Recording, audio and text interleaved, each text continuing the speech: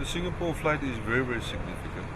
As you know, that government is also partnering with Fiji Airways in terms of some of the partnership agreement that we have with them. It is very significant for a number of reasons. The key one, of course, is that it does open up another route for the tourism sector.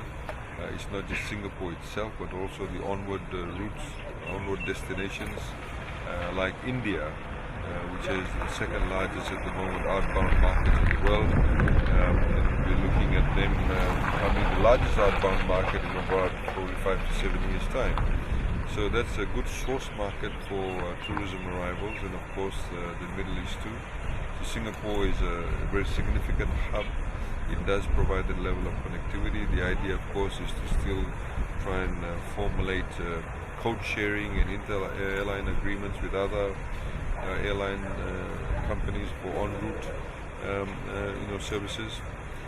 The other significant issue, of course, is because Singapore is not just a traveling hub, but also it has a number of multilateral agencies, a number of organizations that are based in Singapore.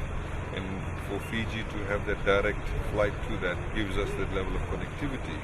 It also means it opens up another gateway for people who may want to come to Fiji and even set up regional offices, that to have that connectivity to Singapore, to Hong Kong, to Korea, to LA, and now of course San Francisco and Australia and New Zealand does again,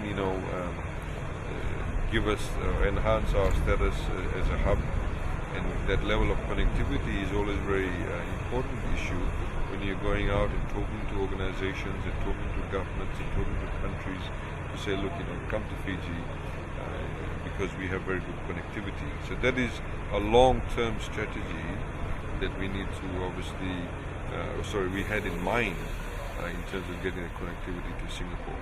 So it opens up a number of those opportunities for us as a country, as a tourism destination, as a country that offers good services, as a country that has good levels of connectivity, as a country that can offer services, modern day services that perhaps other countries cannot in this part of the world. This is why the upgrade of Nandi Airport, and even though it's taking a little while, we have to get it right.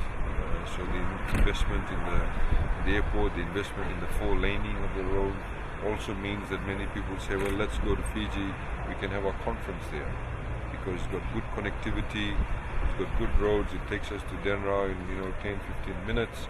All of these things do matter in the same way, in the manner in which we treat people who come to our country.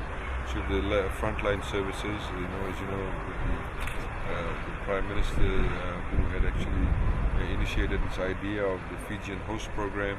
So now we have a recognition of people with the immigration and the customs, the biosecurity, the police, etc., how they deal with the visitors coming to our country. So all of this, it's like a chain work. You cannot have one link that doesn't operate well. So everything needs to operate well. And if we get that right, and which we are working on getting it right, then of course we have the opportunity to attract more and more people to come to Fiji, and for them to come to Fiji for reasons which they did not come to Fiji for before.